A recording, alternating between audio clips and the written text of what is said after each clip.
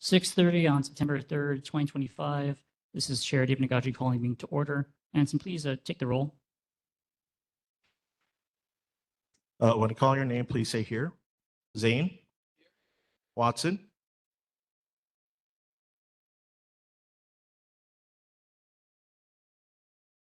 I see Watson's name, but she's online. Okay.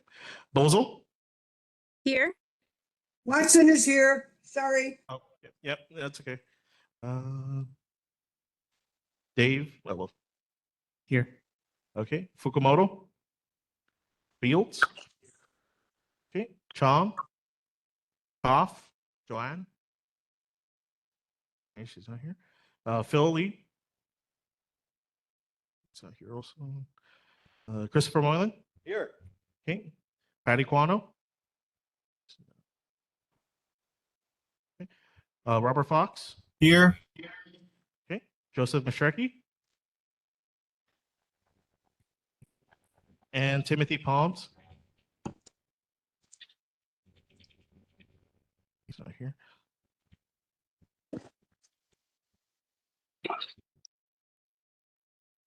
That's 9. We have quorum. All right, thank you, Anson. So starting with room number 2, first responding monthly reports, Honolulu Fire Department.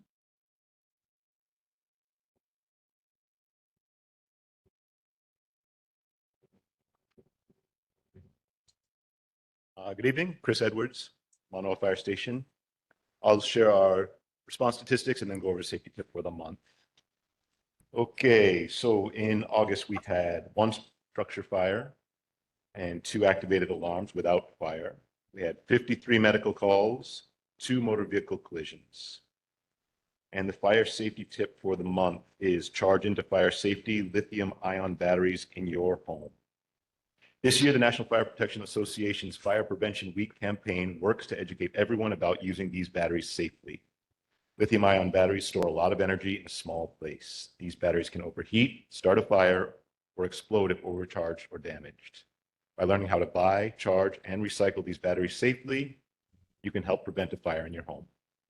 Some tips: buy only listed products. When buying a product that uses a lithium-ion battery, look for safety certification marks such as UL, ETL, or CSA. This means it meets important safety standards. Charge devices safely. Always use the cords that came with the product to charge. Follow the instructions from the manufacturer. Buy new chargers from the manufacturer or one that the manufacturer has approved. Charge your device on a hard surface. Don't overcharge your device. Unplug it or remove the battery when it's fully charged.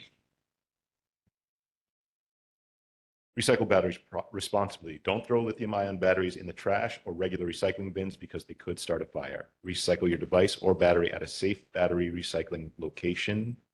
Visit call2recycle.org to find a recycling spot near you. HFD is hosting a Fire Prevention Family Day event on October 4th at the Honolulu Zoo from 10 a.m. to 2 p.m.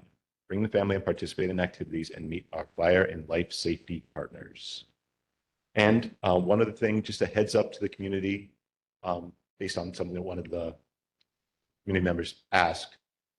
For the next month or so, you're going to see trucks at St. Francis every day, probably 3 to 5 trucks there every day. We're doing our medical refresher, and this year's class is basically an active threat or active shooter drill.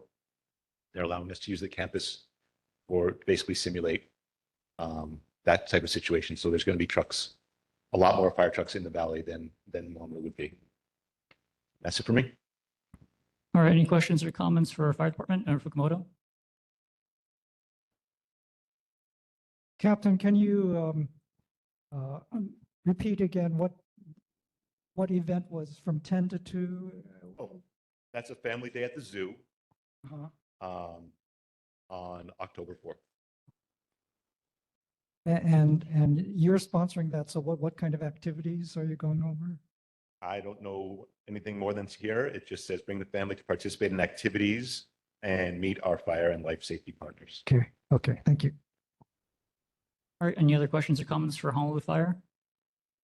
I don't see anyone online. Going once. Oh, go ahead. I'm Brett Kershig, Mānoa resident. I was just curious, 53, you said medical related responses for the month. Are they coming from the Mānoa station or are they coming from that one that's at UH, the emergency medical vehicle? Okay, so when someone calls 911, if you have ever had to do it, they'll ask police, fire, or ambulance. If you respond ambulance, then the call goes, right, first goes to a central dispatch. They ask that question, then it goes to whichever dispatch you've requested. So when it gets to EMS dispatch, they'll take information from the caller. They may give instructions to the caller, and then they'll dispatch. So they'll dispatch an ambulance unit. And depending on the answers they've gotten from the caller, they may or may not also dispatch, which would call co-respond, a fire unit. So if call ambulance, they co-respond to fire truck, depending on where it is. Within Mānoa, it'll usually be us, but it could be from the McCully station as well. And usually, because there are a lot more fire stations than ambulance stations, usually we're closer, we can get there first. We just do basic stuff, take vital signs, things like that. And then EMS comes and takes over. So it will be, when those 53 are Mānoa Engine 22 specific. So there may have been other calls within the valley that were EMS calls that they didn't send a fire truck to. Yeah. All right. I'll go to Ellen Watson on Zoom first. Watson, please go ahead. Thank you. My question is, a few years ago, I don't know, some panel or a commission or something investigated with having ambulances parked at fire stations. Because it made sense, because then a call comes in and the ambulance is there, because we have a hard time, I guess, parking all the ambulances like at Queens. There's not enough parking spots and they got to come from a long way. And then the fire department can get there first, so they go first. And then along comes the ambulance after. And it just seems like redundancy and a waste of taxpayer dollars to do that. Instead of having an ambulance parked at fire stations and they can be dispatched from there, instead of all congested trying to find parking at Queens or Straub or wherever they can find parking. And I thought it was a really good idea. And we never really got a very transparent, rational answer for why the city didn't think it was a good idea and just went back to the old way. And I think that issue should be revisited because it made all kind of sense, financial sense and timing sense and patient care sense. And who do we contact to have that initiative revisited? Because certainly at Mānoa Fire Station, there is room along there for an ambulance to be parked, and then you guys could like actually fight fires. Yeah. Okay. Thank you. All right. And going to Ellen Sofio now. Oh, sorry. Do you want to respond to that? Well, again, that's something far above my pay grade. There are a number of ambulance units that are in the same property as fire stations, like Wailupe, Hawaii Kai.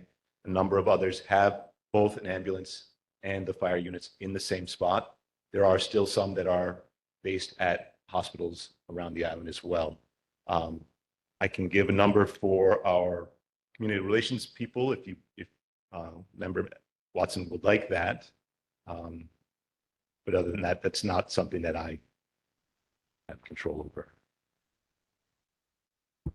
Yes, Okay, please give us the number, please. Okay, so you can contact Captain Malcolm Madrano at 808-723-7168 and Captain Jamie Song at 808-723-7080. Okay, thank you. So we'll just go to Ellen Sofio and then we'll move on for time. So go ahead.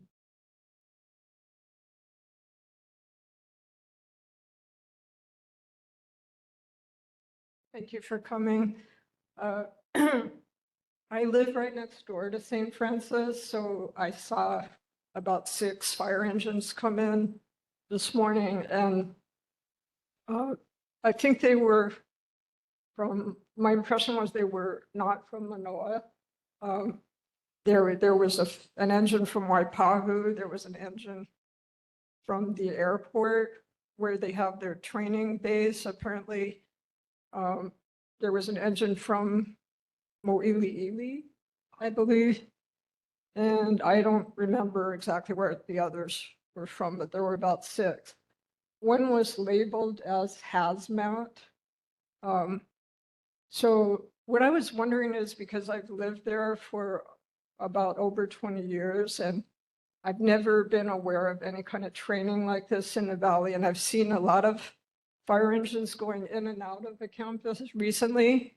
So I'm just wondering if the fire council or the firemen are anticipating increased risk to Manoa Valley for some reason, not of potential for 2 emergencies or more to coincide so that the Manoa people couldn't handle it, or for a bigger fire to occur than, a multi-alarm fire to occur.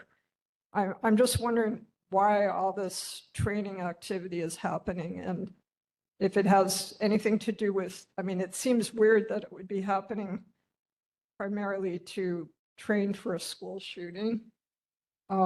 Is that what or school emergency? Yeah, okay, so that's my basic question. Okay, so again, each year we have what's called our medical refresher, and a lot of times it'll be themed.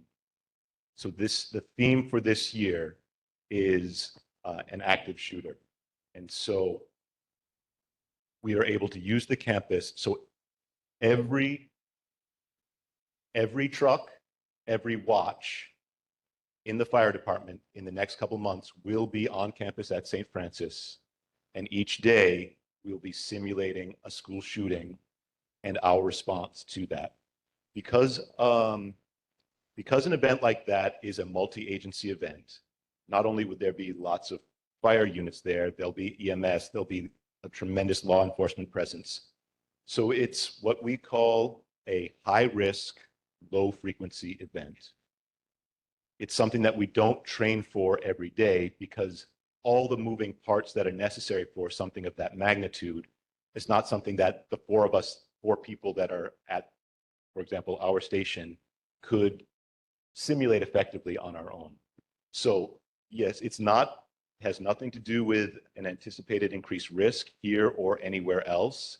It's just dealing with the reality in our country that these events happen, and they've been happening with increased frequency nationwide. There's no known threat or anything like that. It's just we want to be as prepared as we can be if let's hope, of course, that it never ever happens, but if it were, we want to make sure that our response is as efficient as possible. So yes, as I mentioned earlier, every day, 5 or 6 fire trucks will be there, and we've got 43 stations and 3 watches at each station. That's 120 plus days of that kind of presence on campus. And I'm sorry, we just have one more person, Member Chong. I have a question. Since it's going to be so many people over there, are you going to tell the people around that area what is happening? Because they're going to start freaking out if you don't do it. I can refer that question to the public information officers. And maybe this meeting right now is telling people that that's what's going on. I don't know if they did something ahead of time to let people know, but just as a little bit of background, we, the fire department, only recently got clearance to start training at St. Francis. HPD has been using that property for this type of drill for several years now. At the same time? same time as what? as when you're starting to do it? No, they've been doing it for years. Okay. Ever since the school shut down, they were, they got clearance and signed the agreements ahead of time earlier to do these type of active shooter drills on campus. I They've been guess doing it for some what time. I'm saying is, people are going to question it because you're down in an area is not supposed to have any activity at all. And if you're bringing in police, firemen, and other people are going to start going, what's going on? And I think it's to your best ability is to acknowledge everybody that's on that street going down to St. Francis, that this is what's happening during this time for 120 days. Is that correct? You're going to be doing for 120. You need to tell them because it's important for them to know what's going on. I will pass that information along, and I don't know for sure that that has not already happened. It may have already happened. Okay, thank you. All right. Thank you, Captain Edwards, and we'll see you next month. Great, thank you. All right. Going to Honolulu Fire Department. Is Lieutenant on? Calling, or excuse me, Honolulu Police Department calling. Yes, Honolulu Police Department. Good evening, everybody. Lieutenant Mayor from Honolulu Police Department. We're going to begin with our statistics for last month. Motor vehicle thefts, we had 5, burglaries at 3, thefts at 15, unauthorized entries into a motor vehicle at 1. Total calls for service, 5,882. Moving on to our tips, we have the HNL alert, informed, aware, prepared. So basically you can get alerts about severe weather, emergency information, road closures, ocean conditions, water main breaks, and more. The app is customizable as far as what type of alerts and also how you get it, whether it be text messages, emails, push notifications, which want to encourage everybody to sign up at hnlalert.gov, hnlalert.gov. And that's all I have for the tips. Any questions for us? Any questions or comments for HPD? Anyone online? Member Kawano, please go ahead.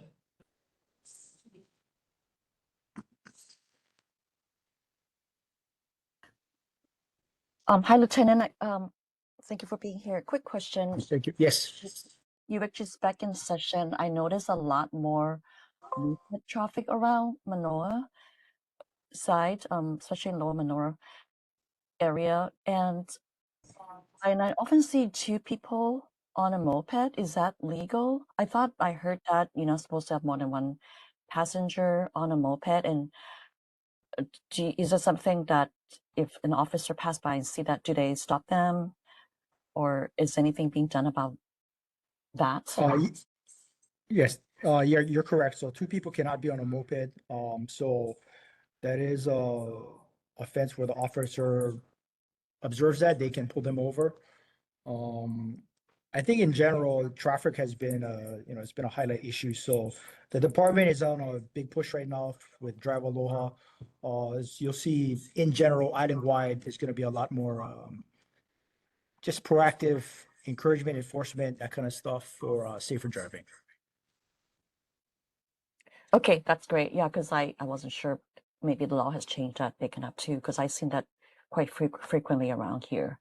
So, second question on noises. Typically on the weekends, I hear near the freeway a lot of loud, like they sound like they're racing, literally, and I can't tell if it's a motorcycle or just modified vehicles. Is there any more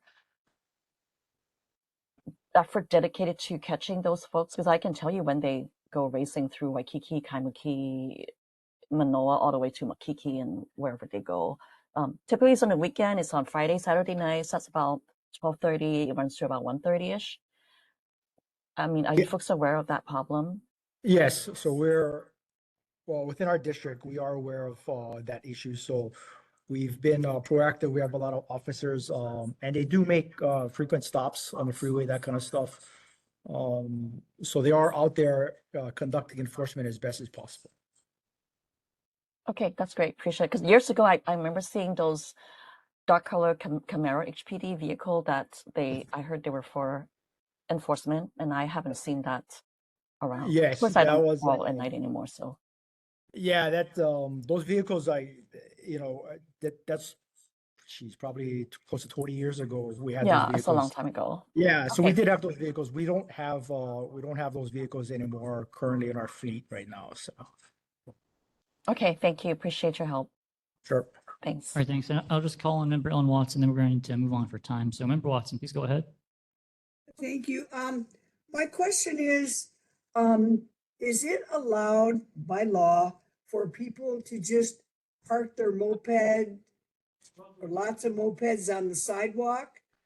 And the reason I bring it up is because the Rise Entrepreneur Center on the campus side, just lined up on the sidewalk is, 20, 25 or more mopeds parked there, blocking the sidewalk.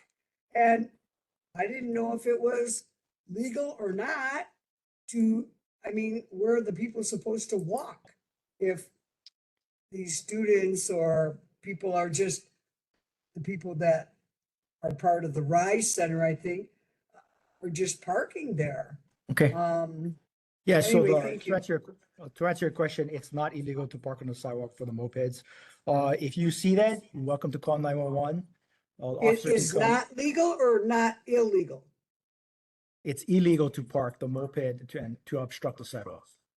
Yeah, because they park there every day, so I'm sure you can just drive by and ticket 30 mopeds.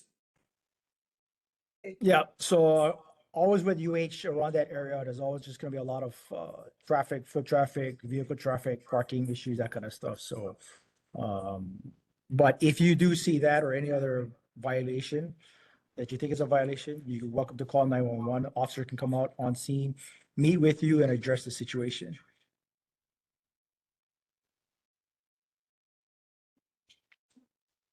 Do I need to meet with them or they can just see it for themselves and ticket them? It's always better if you have something specific that you want to address, it's always better to meet with them.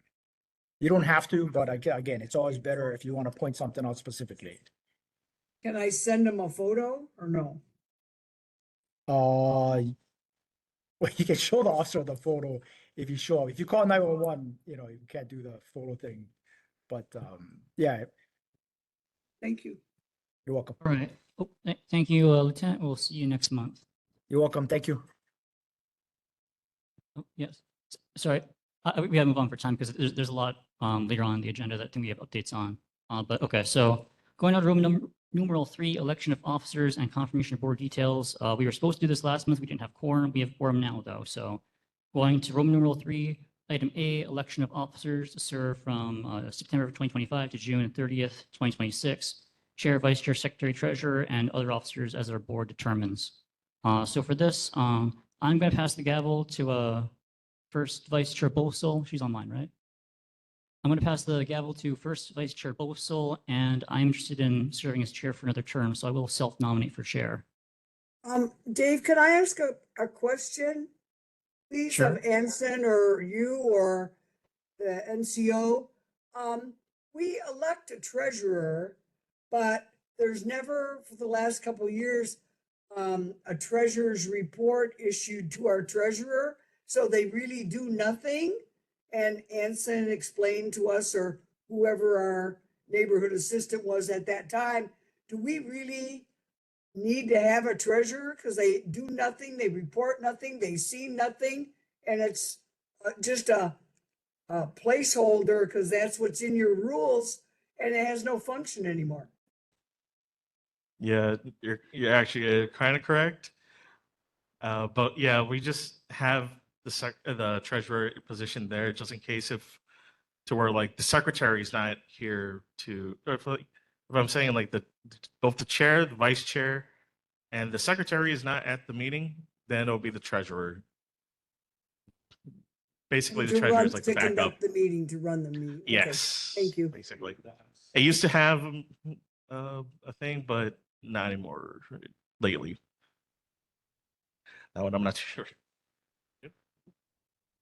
So just a point of order that I did pass the gavel to First Vice Chair Bosel, so she is currently acting chair. Okay.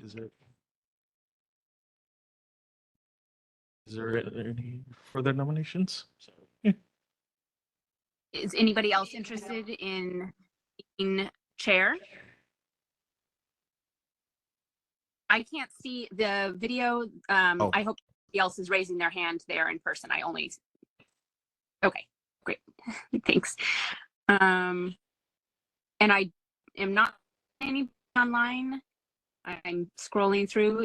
If somebody wants to be online, then please do speak out. Okay. I have to do the roll call. So still, I'm sorry. Hey, if we only have Okay. and what's the We okay. still have to do it. Well, It's then, protocol. take the roll call so that we can fill the chair position. Okay, this is for the chair's position. So when I call your name, please say Nagaji. Okay, Zane. Okay, Watson. Nagaji, Okay, Bozo. Nagaji. Okay, Nagaji. okay, Fukumoto. Nagaji, Okay, Fields. Okay, Lee. This is. Okay, no, he's still not here. Okay, Koff. Nagaji, Okay, Chong. Nagaji, Moylan. Okay, Guano. Nagaji. Okay, Fox.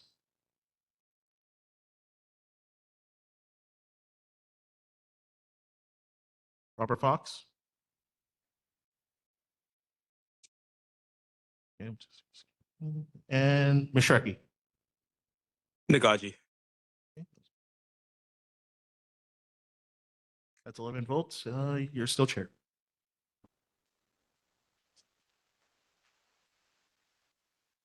All right, thank you, Anson. So taking the gavel back, we're going to election of vice chair or vice chair. So I know before last year, we had some discussion of whether we want to have one vice chair or two vice chairs. So I'm inclined to do a first vice chair and a second vice chair. Does anyone object to that?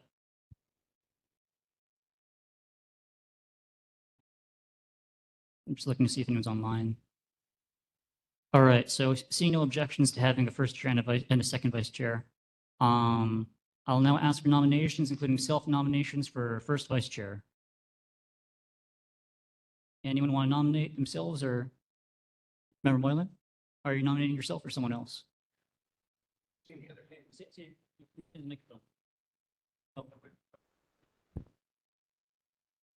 Despite the overwhelming competition, I'm willing to self-nominate. All right, do we have any other nominations for first vice chair? Going once, going twice.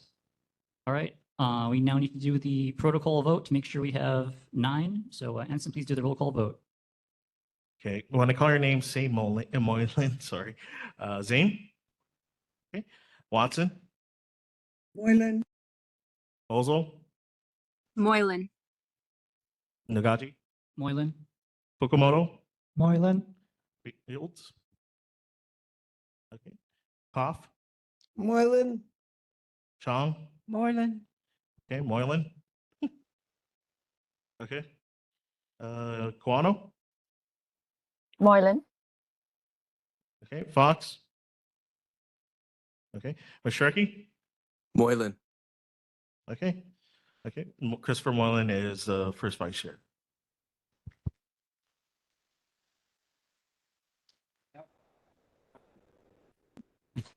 maybe we don't have enough people for a second vice chair. I mean, we could always add that later, Chair Nagaji. Sure, we can, we'll do secretary and treasurer. We'll circle back to second vice chair if there's anyone remaining. So do we have any, so we're skipping second vice chair for now, going to secretary. Do we have any nominations, including self-nominations for secretary? If so, please raise your hand. Second, I nominate myself for secretary. Joan. All right, we have member Koff nominated for secretary. Do we have any other nominations for secretary? Going once, going twice. All right, seeing and hearing none. Anson, do the roll call vote. Okay, this is for secretary, say Koff. Okay, Zane. Okay, Watson. Cough. Bozel, Cough. Nagaji, Cough. Okamoto, Cough. Fields, cough.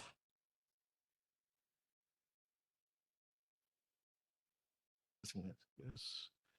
Cough. Cough. Okay. Chong, Cough. Moylan, Guano, Cough. Robert Fox, you still here? Okay. And Ms. Sharkey. Cough. Okay. Joanne Cough is still the secretary.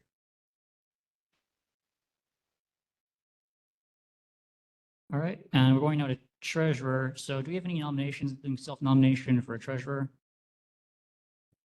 Going once? Going twice? If you're interested, raise your hand. Oh, I'm sorry, I didn't see you. Member Chong?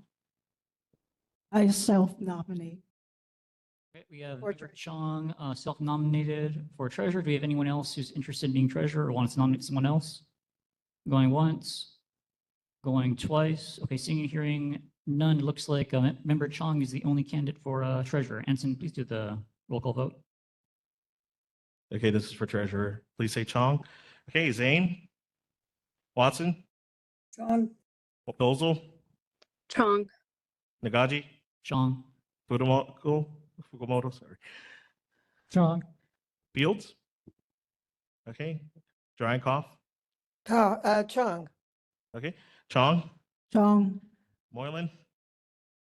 Okay. Guano. Chong. Okay. Fox, if you're still here. Okay. Oh, Fox. Oh, you're muted.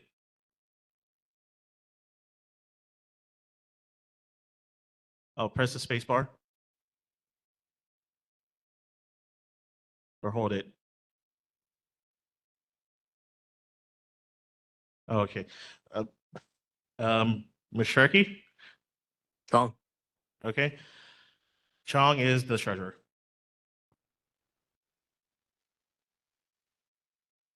All right, now circling back to second vice chair, is there anyone who would like to nominate or self-nominate for second vice chair? If so, please raise your hand. Going. Oh yeah, and as Member Moylan just reminded me, whoever's the second vice chair generally is expected to do timekeeping, so either they keep time and tell the chair when to cut other people off, or they themselves cut people off. So one of the two, either keeping time to help me cut people off or cutting people off yourself. Either way, but does anyone want to be the second vice chair?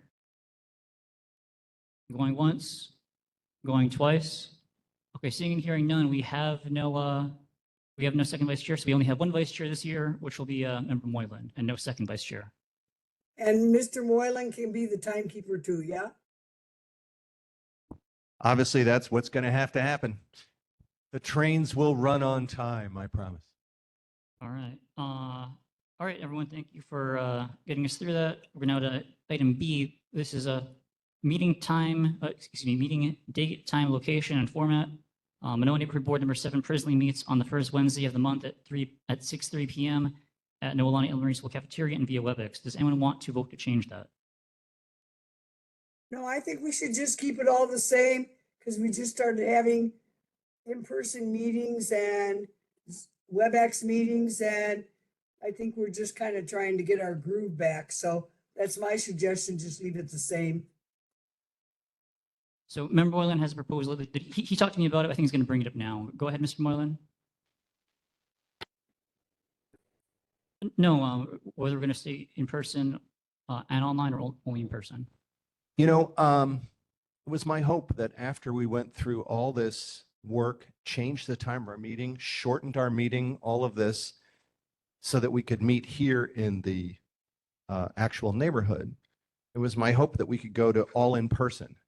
But if a board member is having health issues or has a family member is having health issues, that makes it very hard for them to attend in person. So I think for this year, I won't make that proposal. But I am hoping that someday in the bright future, all of us will be gathered here together to meet each other. All right, thank you, Member Watson, and also Member Moylan. So Hearing no proposals to change our meeting date, time, or format. Oh, I see member Fox has a hand raised. Oh, Yes, you're still, oh, okay, we hear you now. Go ahead. thank you. I'm having a little difficulty trying to get to this site. I'm usually there in person, but I think having a remote possibility for our meetings is really, really important. Like I had business in California and I had to be over here for 2 months, filling up my rentals and restoring properties and stuff. It doesn't mean I'm not excited about Hawaii and doing my work in the Monona Valley, but you know, we all have lives, and unfortunately, we take vacations and we take business trips and the like. So I'd like to keep this ability to have WebEx meetings as well as being in person. I love the fact that we're in Northern Valley School, but clearly, right now I'm in California. So thank you. Right. Okay. Thank you, Member Fox. Anson just informed me we're required to have a motion and a second to keep the current date, time, location, and format. So can we have a motion to keep the current date, time, location, and format? So move. All right, moved by Member Moylan, seconded by Member Zane. Do we have any objections?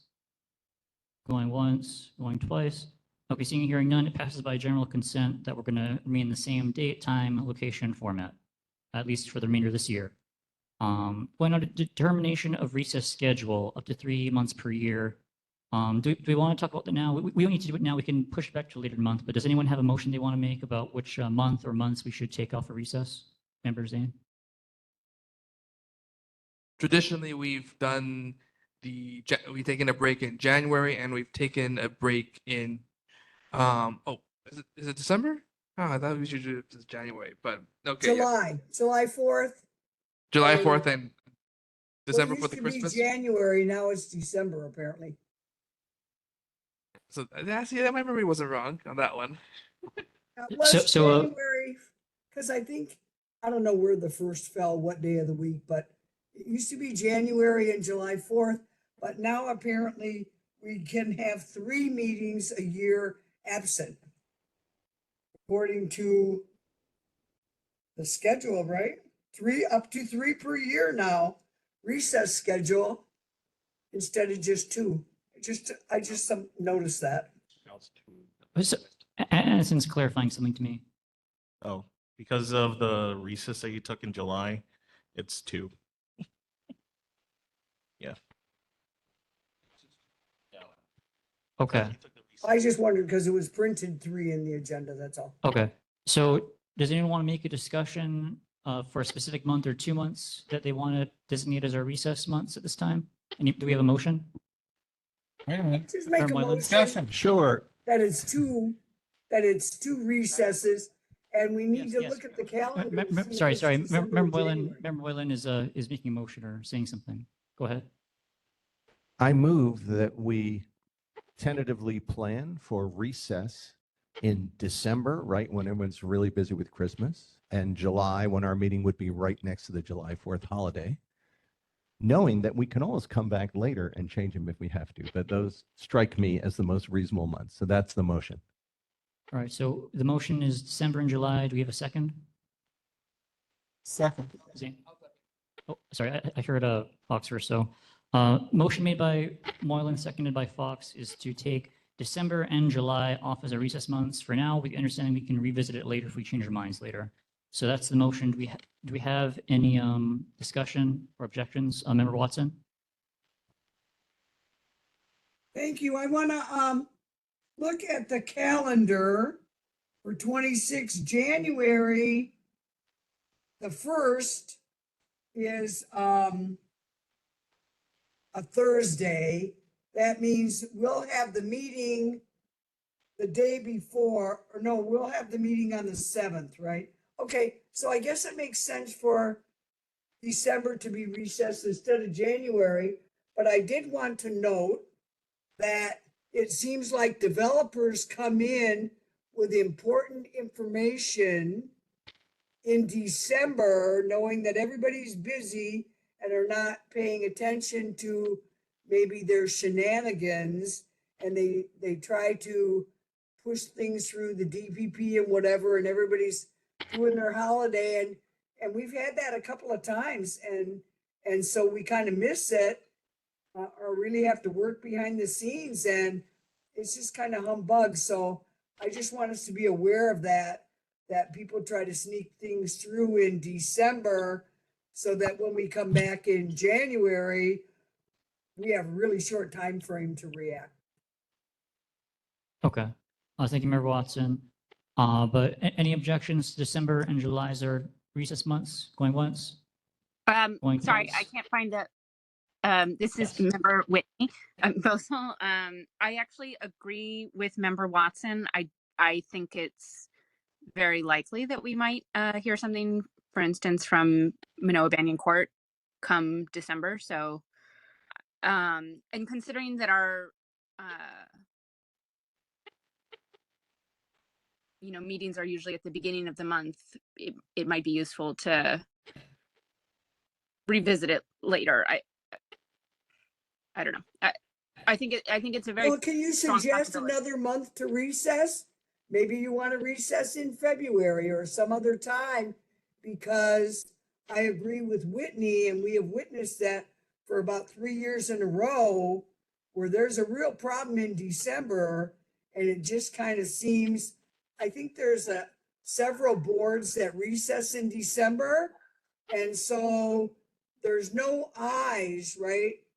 I mean, when the cat's away, the mice will play, and we don't have neighborhood boards kind of keeping an eye out for one another, because everybody's having a Christmas party. Okay. And I agree. I think we should not have the recess in December. Maybe you want to have it in November. Maybe you want to have it in for Easter or whatever, May, or whatever you want to do.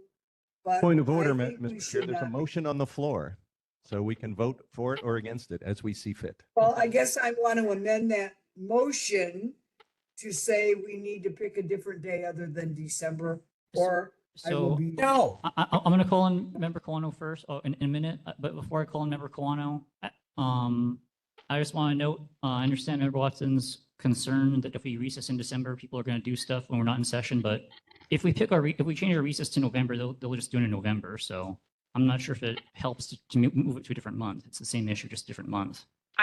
But go ahead, Member Boswell, finish what you're saying, and then we'll go to Member Kawano. I actually don't know that they will move it. I think it's also about the number of days that DPP and other organizations, like city organizations, maybe city council, their holidays as well. I think not only the neighborhood, less time for those other agencies, and less, honestly, like hands on deck in those agencies that affect when some people have decided to historically put projects, submit things. So that's just my 2 cents. Okay, I'll come back to you, but first, Member Kawano, you had your hand raised. Thank you, Chair. I was just going to raise the same point that Ellen and Whitney had mentioned from my experience working on a project near Lower Manoa, Mo'iliili area, that they do exactly what Elton described. I don't want to say sneaky, but they know the schedule, they know people are away, and they tend to do last minute thing around December, submit it, and when the neighborhood board is on holiday, there's a 30-day rule. They push it through. By then, it's really too late for the neighborhood board or the community to have any reaction, to say any input, and they just say, well, sorry, we put in December 1, you missed your deadline, too bad. I was going to suggest that we do not take December off. Being Manoa, we have a few projects on the table that are very important to all of us, that we should not take our eyes off of this opportunity to perhaps do something about it. I don't know if January is a good month or not, but for example, HHFDC, they have a new year starting in January. So a lot of time, which is why they're submitting proposal in December to catch HHFDC's new calendar in January. That's my what I learned from that experience. I just wanted to mention that I agree with both of them, that December is not a good month to take off. Okay, thanks. So in light of you. that, I'll ask, does anyone want to make a motion to amend it from December to November or December to January? Member Moylan? Oh, Are can I you make a asking me, motion? who has the Sorry, floor, I'm- Mr. Chair? Let Mr. Moylan, member Moylan finish, and then we'll go to whatever Member Watson wanted to say. But Are you asking me whether I'm accepting that as a friendly amendment? yes, are you accepting that as, would you accept that as? a So, friendly amendment? so here's my answer. Rather than plan our year around our fear of something hypothetical happening, I think it makes sense to plan the year around the months where there's a big holiday right in the first week of the month, which would always cause a problem for our meeting anyway, which is why January would be fine. December, I think, is better because everyone's busier. But no, let's just vote on this one. And if people all want it to January, then we could do another motion. What about if we do February? Why don't we No. just have a February? So, okay. So, Sorry, can I ask a point of order question? yes, Member Postal. Anson, can you confirm whether we are required 2 months off or whether we are allowed to only take 1 month off? It's not required, but it's suggested. So you don't have to take the 2 recesses. It can be Okay. 1. And we could decide at the moment to just set 1, and we could always add another one later when we want to. Yes. Yes. Thank you. Okay, so Member Moylan has Thank- declined to amend to November or January. So does someone want to make a motion to amend it? Say Oh, it, can you say that again, Dave Nagaji? So, okay, Member Zane is suggesting that we vote on the December and July as is, and if it fails, then we can instead vote for November or January. So, Anson, I think we've discussed this enough. Do a roll call vote on the motion as is, December and July. When I call your name, Yes, go ahead. Order that it's possible, Chair, to make a motion now for an alternative. And we're gonna vote on the We have to alternative vote if it this down motion first. fails. Okay. She could make a motion to amend if she wanted to. And then that would have to have a vote. And then you'd go back and vote on the amended motion or the unamended motion. Okay, so there's a lot of stuff going on. Let's just, and yeah. So Member Postal, do you want to vote to amend? And then we'll have to vote on whether we're going to amend it to a different month rather than December, or do you want to vote on December and July as is and then propose your alternative if this vote fails? I'm making a motion to amend the current, holidays to just July and no other months for right now. That is my motion. Amend it to just one holiday or recess rather. Sorry. Member Watson, do you second? I second. Okay, so the current thing we're gonna vote on now is to change it from December and July to only July. So Anson, there's objections. oh, I'm confused. So we're just doing July. Is that correct? No, so yes, we're voting to Yeah. amend it from December and July to only July. And I assume that Member Moylan is objecting to that, so we're going to do a roll call, not consensus. Okay. When I call your name, please say yes nor abstain to amend the motion to only have recess from July, in July, I mean. Zane? Okay, Watson? Aye, yes. Okay, Bozel? Yes. Okay, Nagaji? Yes. Okay, Fukumoto? Yes. Okay, Fields? Yes. Okay. Lee? Oh, he's not here. Koff? Yes. Okay, Chong? Yes. Okay, Moylan? Okay. Kawano? Yes. Okay. Fox? No. Okay. Mishreki? Yes. Okay. That's 9 yes and 3 no's. That means it is amended. So Now we go back to the original. okay. July. So now that we've amended it to be only going on recess in July, at least for now, we can change it later, but for now, only picking July as a recess month. We now need to But vote can to Mr. confirm Moylan that. withdraw his motion, or do we have to vote him now? Vote it down. The So- motion has been amended. Now we're voting on the amended motion. Okay, so we're voting on the amended motion, which is to go into recess for July only with other months to be determined at future meetings. So We've already discussed this. I'm just gonna ask, is there any objections? Any objections? Anyone online? Let me just see if there's any raised hands. Okay, it looks like there's no objections to the amended version. So hearing no objections, we're going on recess in July only, and we may go on recess in other months as determined later on. Okay, so going now to item D, formation of committees. Under Neighborhood Plan Section 2-14-124A, the board may establish committees. If any board member is interested in serving on a committee, then please inform the chair. So I know we had a couple of committees last year. Does anyone want to propose new committees or the renewal of old committees? Member Watson, please go ahead. Thank you. I think, Anson, I want a clarification. It seems kind of humbug and complicated to have committees and filing an agenda and blah, da, da, da, da, so many days and a lot of rigmarole. I am very interested in having a forum for follow the issue, follow the money on a variety of topics. So is it possible, instead of having a committee, that I will have a series of permitted interaction groups? So a permitted interaction group, as I understand it, has 3 meetings. One, it has an initial meeting, doesn't have to post an agenda. It can be open to the public, right? You can have it at McDonald's, whatever, and whoever wants to come can come. And it's for one topic, to research one topic, to then present our findings to our board.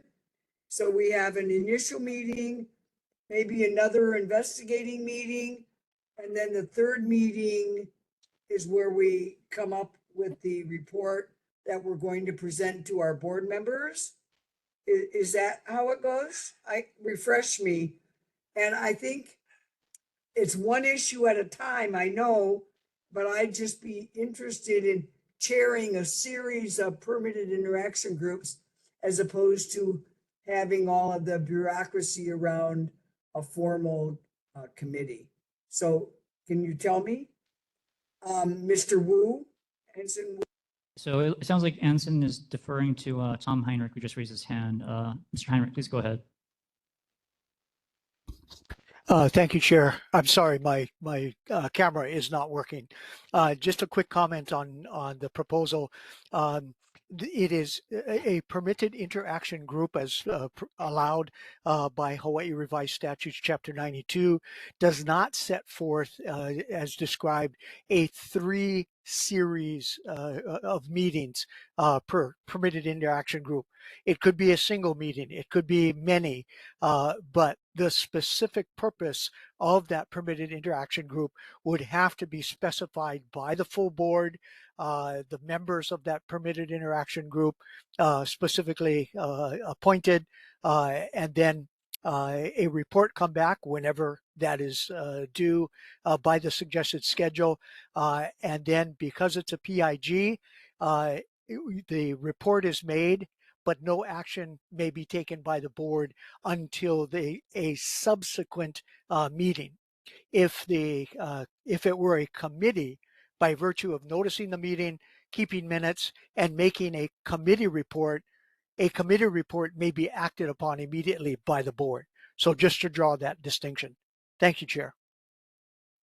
Member Watson, I see your hand raised. Please go ahead. Yeah, thank you, Tom, for doing that. So I guess at each meeting, then Dave Nagaji, you can kind of put it on the agenda somewhere, that I will propose to chair a PIG, a permanent interaction group, on a specific topic, and the board will say, okay, that I can do that, and then I'm Point trying of to order, lower Mr. my- Chair.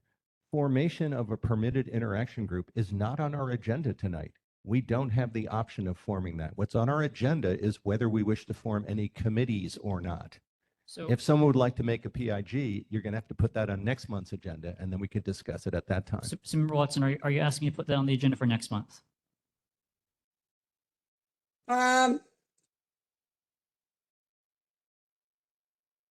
Yeah, I guess because whoever made the agenda made it real specific, because usually it's formations of permanent action groups or committees,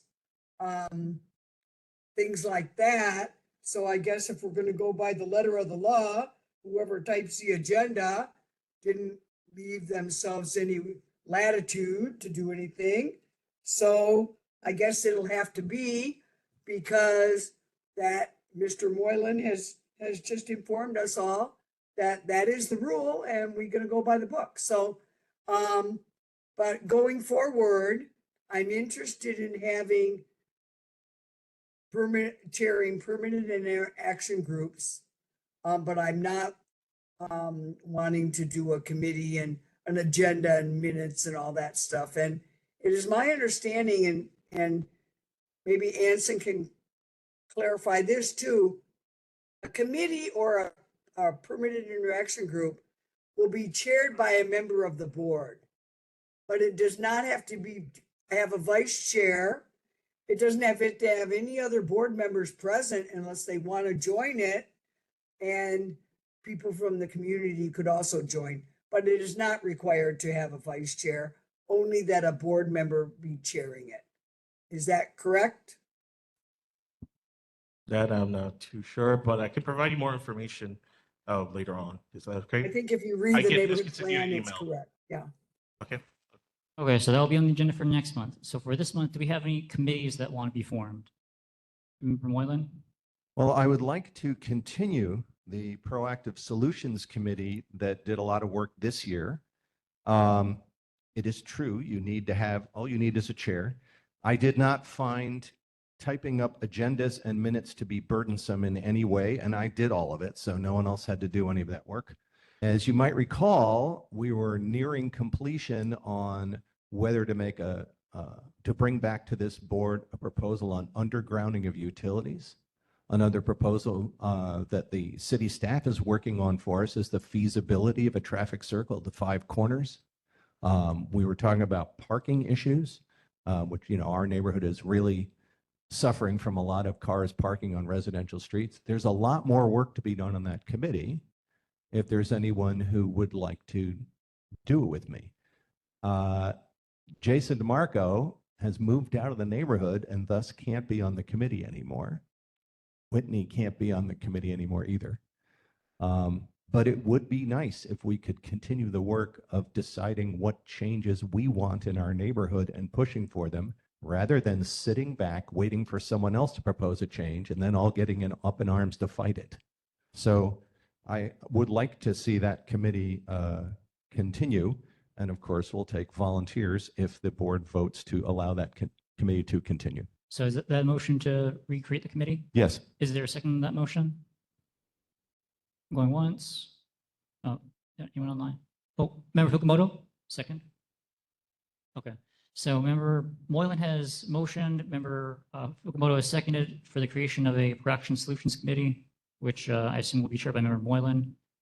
So do we have any objections or discussion to the creation of a Proactive Solutions Committee with Member Moylan as chair? Going once, going twice, anyone online? All right, seeing and hearing no objections, it passes by general consent that the Proactive Solutions Committee is remade with Member Moylan as chair. Thank you, colleagues. And of course, anyone who would like to work on it with us, please let me know. All right, so we got through officers and board details, going on to Roman numeral number 4. We have several updates on items. So first, updates on Mānoa Banyan Court and Aria Lane. Do we have anyone who has any new information or any updates on either of those projects? I see how we look approaching.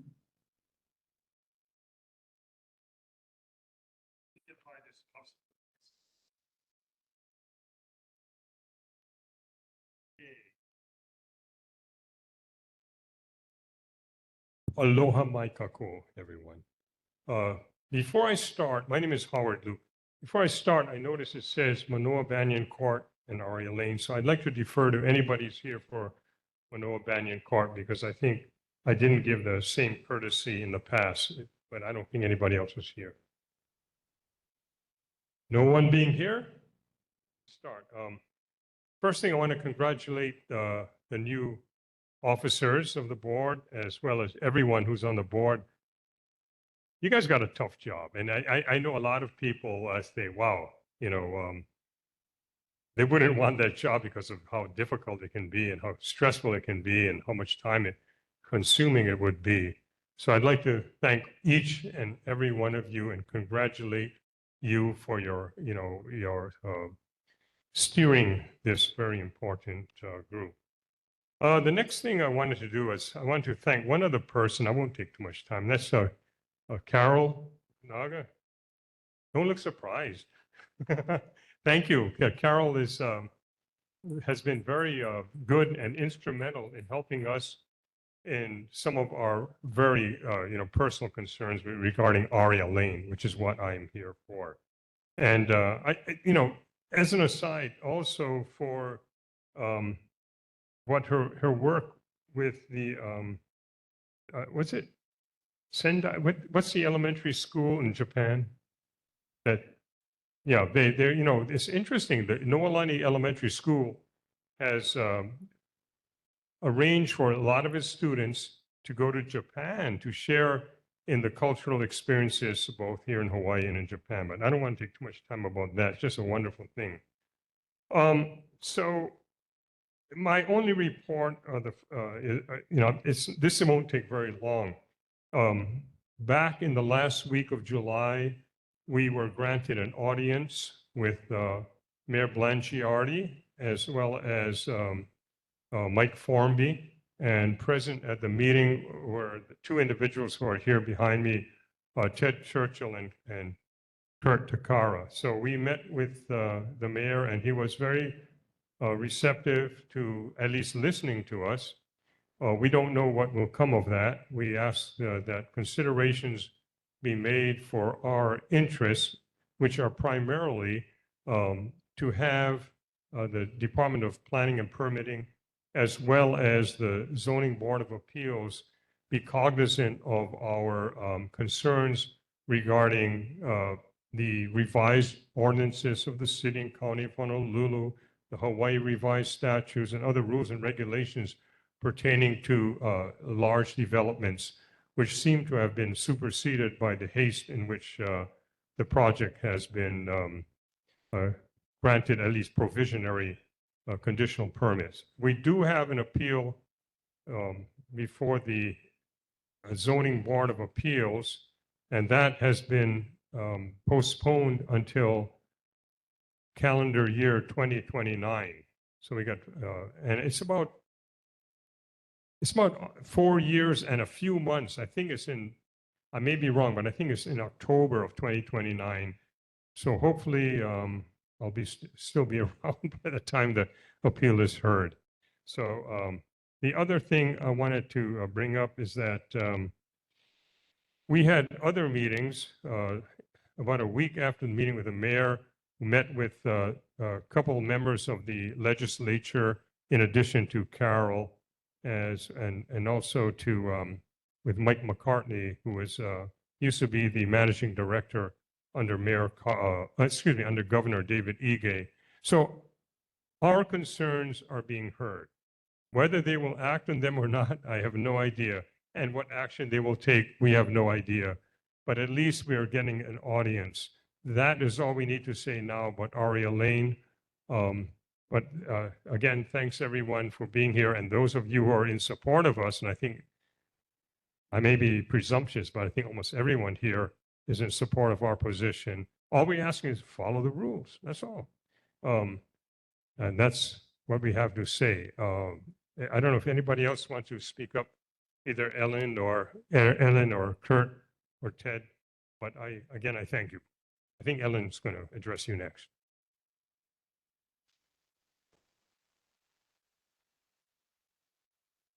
All right, thank you, Mr. Liu. Going to Ellen Savio. Thank you, Chair. Got my little prop here to help me with my public speaking fears. So basically, we have a T-shirt now, and I'm just gonna show it for the record here. it says save St. Francis Manoa, Kauala'a Heal. And Kauala'a means the Say to the mic. sacred rain. So it's actually, St. Francis is a heiau to the god of agriculture of the Hawaiians called Lono. And it's the meaning of the word is the sacred rain, which is very appropriate for where it is. Unfortunately, it was involved in the creation of the Alawai Canal back in the early 1900s. And we all know what a disaster that turned out to be. Draining Waikiki, destroying verdant Waikiki fish ponds that fed many Hawaiians and disenfranchising them from their land. So this is a place where people can learn a lot of Hawaiian history. It's an amazing place for place-based learning. And I kind of personally can attest to that because I learned so much from studying the area, and I probably just scraped the surface. So anyway, this is the t-shirt. We're going to be selling them for the cost of the printing, which is $9. And there's a small print on the front too. So, I wanted to give one to Carol Fukunaga in thanks for her generous support so far. And I would like to give one to each board member, but I don't have enough with me today. So if I'm allowed to give a gift to the board members next time, you know, or you guys can decide if you want one, I'll bring them to the next meeting. Thank you very much. All right, thank you. So we'll go to board members in a moment, but Kurt, go ahead.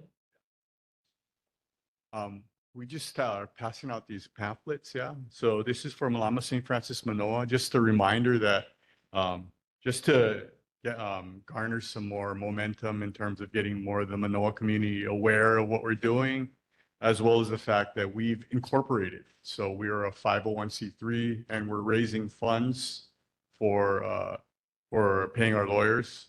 So not just for the appeal, but in the case that an injunction is required. So on the flyer, there's URLs for the website to get more information. There's a petition that we would appreciate if people get on there and sign. Right now we have under 1,000, so we have a long way to go. Hopefully we can get a lot more signatures on the petition, as well as we have a GoFundMe. So our GoFundMe, our target is $30,000, so we can pay our lawyers to fund our appeal, not just our appeal, but also our possibility of injunction coming up in the case that they want to start construction, which is allowed before the appeal is heard. So thanks. Thank you, sir. I wonder what is the appeal for? Appeal is an objection. The correct legal process for objecting to the DPP approving the permit, which we found is against, as Howard mentioned, is against DPP rules and regulations. The right process is for us to file an appeal. The problem is the appeal is scheduled for 2029. So before the appeal is heard, there's a possibility that Avalon can go ahead and start Aria Lane and finish Aria Lane before the appeal even comes before the DPP. So that's where we have to be careful and be ready to file an injunction to stop them from building until we go through the correct process for this permitting. All right, thanks. Mr. Takara, I'm going to call on member on Watson, then we'll go to Vernell. Or, I'm sorry, Jolyn. So member Watson, please go ahead.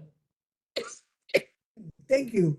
I would think that your group would have support from the governor and from the governor cabinet people, because Josh always prides himself on having affordable housing. And the Aria Lane, each one of their little properties in their compound will be $2 million or more.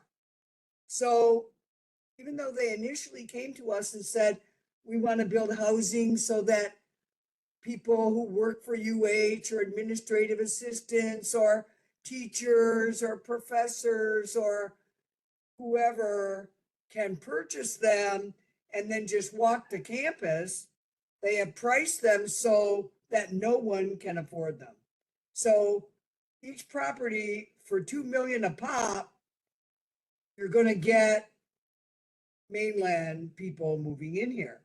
And so it's not going to help our state at all. It's not affordable. It's not even close. It's obscene price, and each one will be allowed to have an ADU that they can rent out to offset their expensive mortgage. Sorry, Mayor Watson, just a minute for And time. I think it's not okay. And I would think that you would have the governor and you would have the mayor really supporting that in some way this project should not go forward.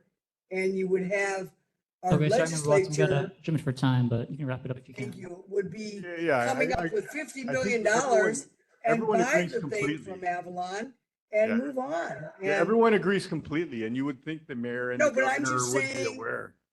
But I don't hear Yeah. that the governor or the mayor are supporting you. And I would think they'd have a lot to say. Maybe it's just their the reps opposite. will We met influence. with the Thank you. mayor, and the way the mayor's office feels is that every development, number one, they realize that it's not affordable housing, but everyone feels like any housing is good housing. The second thing is they also feel that every development is going to have problems. So we're going to have to just put up with the safety issues and the public safety issues, the traffic congestion. They just see that that's just the cost of doing housing. So unfortunately, it's an uphill battle.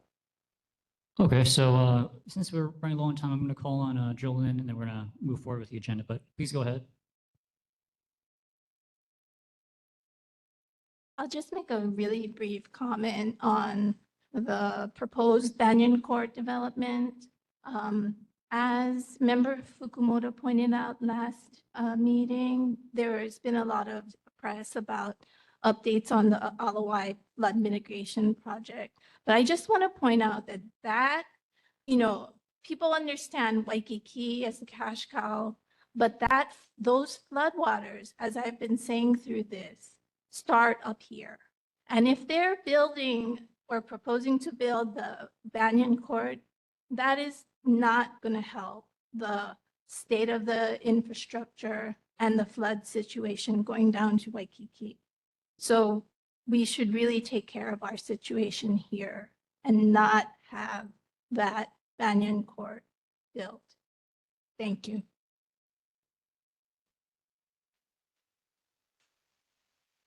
All right, thank you, Jolyn. And we only have about an hour left in the meeting. So going forward to item B, updates on all life flood mitigation. Do we have any updates on all life flood mitigation?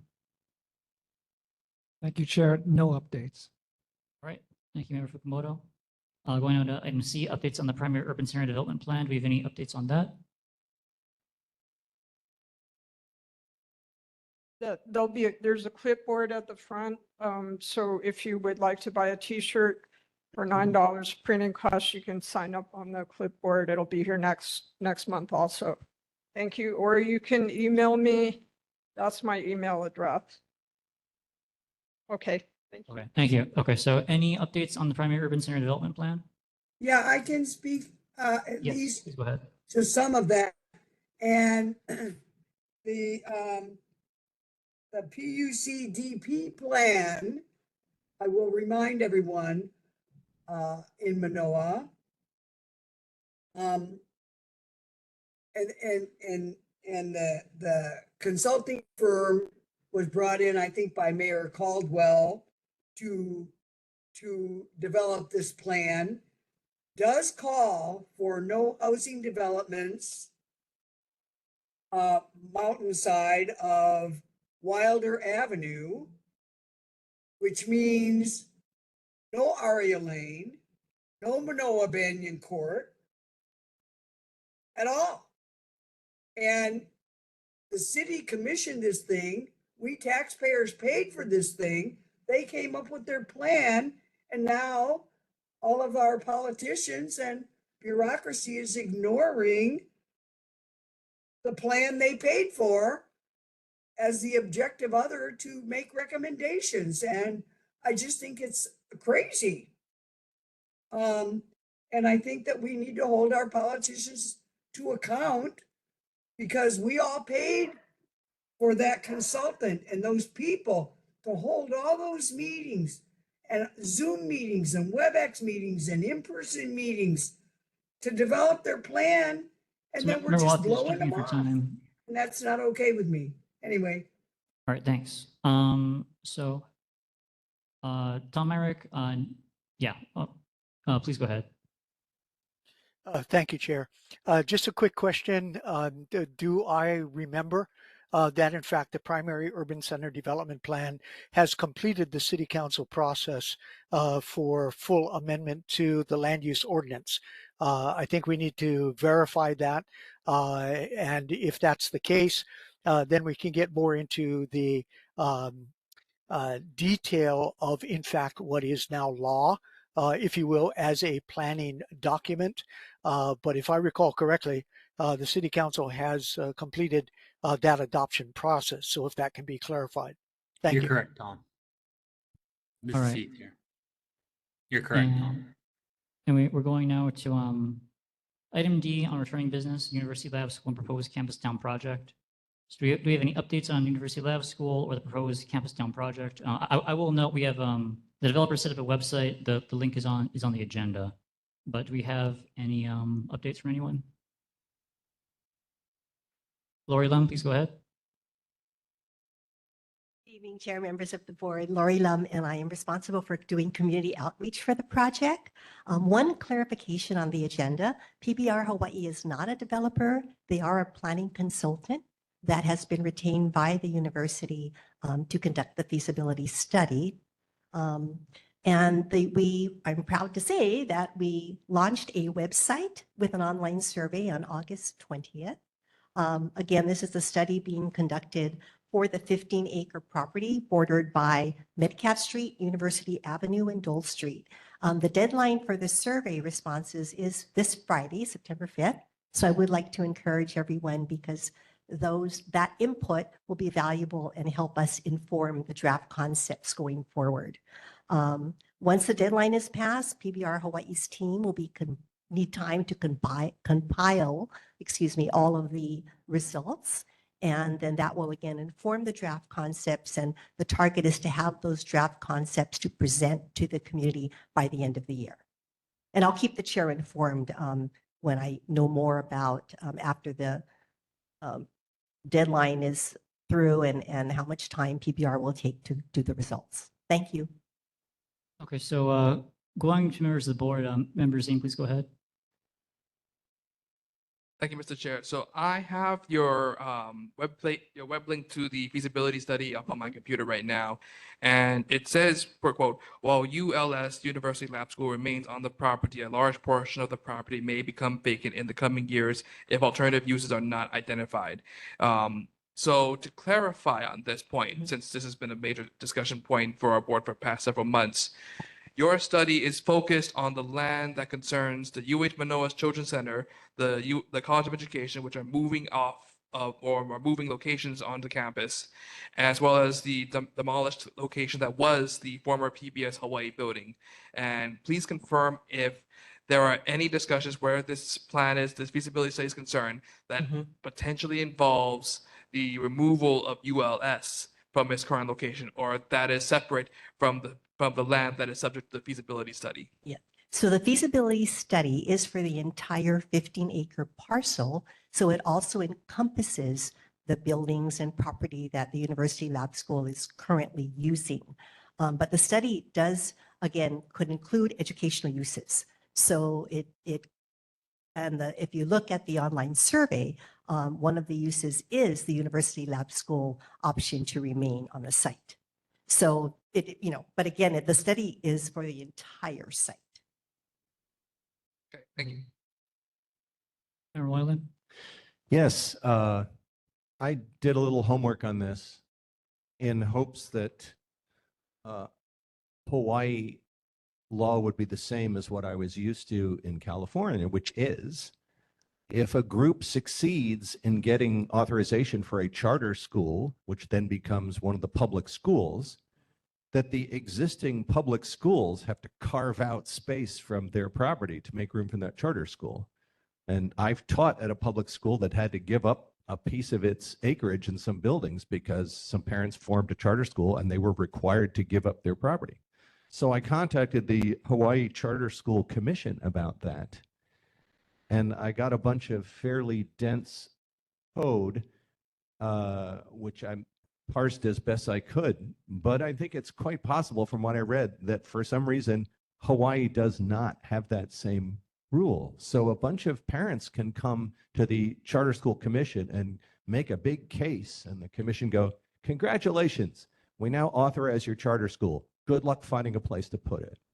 That strikes me as very strange, but that's the impression I got from the homework I did on this.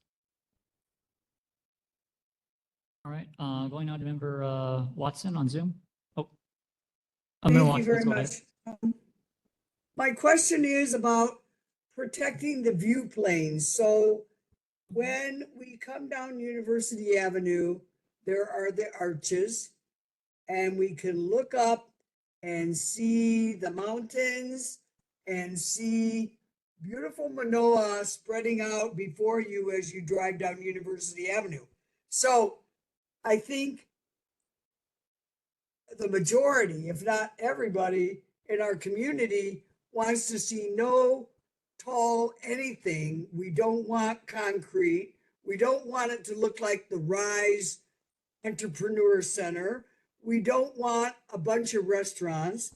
We don't want fake Hawaiian plants.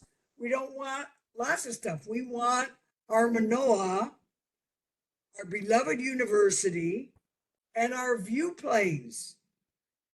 We want the grass. If you want to put a couple of gazebos there and some picnic tables, great.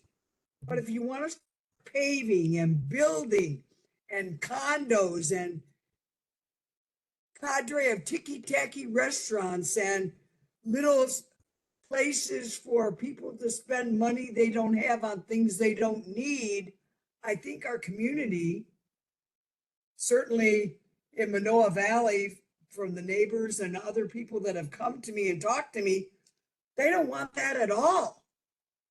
I No would matter. So I'm just going to jump for time and let Lori respond to that if she wants I to. don't know where y'all got the idea to build a campus town with condos and lots of restaurants. I think you told Dave Nagaji when you met with him, lots and lots of restaurants. We don't want that. Yeah. So I Member don't Watson, know. I'm just going to jump in for time just to let Lori came up with the respond with what she wants inkling. to respond with. Yes, no, Member Watson. So I would encourage you to complete the survey, but I would like to clarify that there is no plan. So it has not been determined whether there will be condos or restaurants. It could be green space, it could be recreational uses, it could be educational uses. That is the whole process of conducting this feasibility study. The intent is to enhance the UH Manoa experience for the faculty, students, staff, and the overall community at large, which is why we've taken the time to do community workshops, meet with individual stakeholder groups, individuals, and board members. So again, we do take everyone's comments into consideration, and those comments and results will help inform the draft concepts. So again, nothing has been determined to date. Okay, well, great then. You certainly are willing then to just leave it how it is, yeah? And walk away. I mean, Is that's that- what, if that's how you feel, then that's what you should That's put what on the the comment, community right? wants, that's That what you'll you do. want Okay, status. okay, all right, just jumping in to stop the crosstalk here. I see it already, I saw a sent earlier from Member Fukumoto. Please go ahead. Thank you, Chair. Ms. Lum, I think you sent us an email that had a link to some kind of a website. Yeah. All right, so I went on one of those on the website, and there was a link to an actual resolution from the state legislature talking about another feasibility study in which the legislature passed a resolution asking the appropriate state department to come up with a feasibility study with respect to putting workforce housing on that 15-acre campus. And it was supposedly submitted to the legislature this year. Do you know what happened to that? Right, that nothing has been submitted to the legislature. And part of this feasibility study is to look at workforce housing as an option. So again, that is an option, to look at housing as an option, recreational uses, commercial uses, educational uses. It's, we're starting with just looking at a clean slate right now and going out and asking people what they would like to see. But through the lens of what would enhance the UH Manoa's, enhance the students and faculty and staff and community's overall experience. Thank All right. you. Going on to Tom Heinrich on Zoom. Oh, Member Thank Chong. you. Yeah, thank you, Chair. Aloha, Lori. Tom. You and I am very appreciative of the opportunities for discussions we've had on a number of planning issues relating to the UH campus for the last many years. I appreciate Member Fukumoto's reference to the 2023 reso and your comment that nothing has been formally submitted to the legislature as yet, and that flows into this this effort.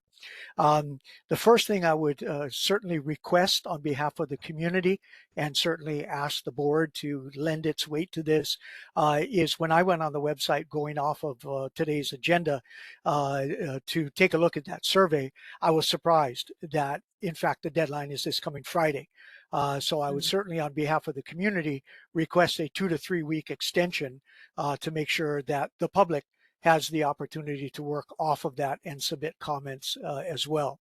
That being said, my biggest point for what my own comments will be as I'm working on my responses now is really to provide that much larger context that this discussion is not simply limited to the boundaries of that parcel between Metcalf, University, Dole, and Ho'onanea, but rather feeds into a long history of discussion, including the current and the previous 2007 long-range development plan for the University of Hawaii at Manoa campus.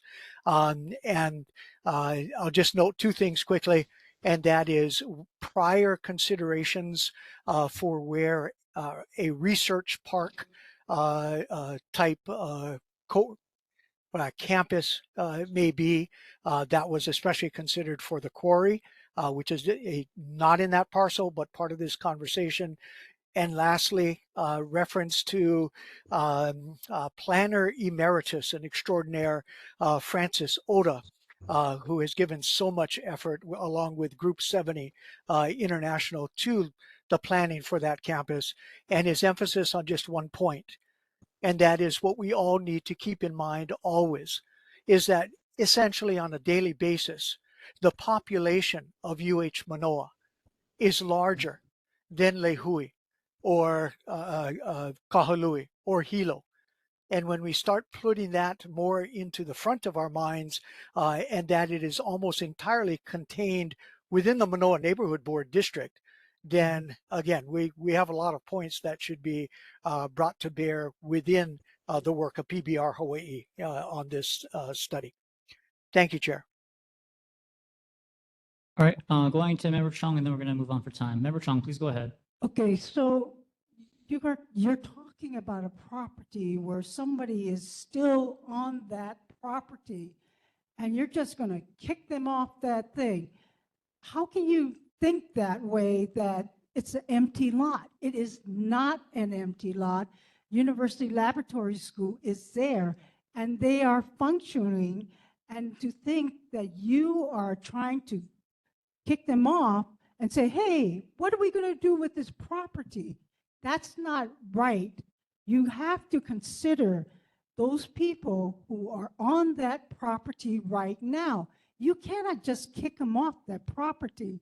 I feel like you're just going to say, okay, this is what the surveys say, and we're not going to do, we're not going to bother with the people who are already on there.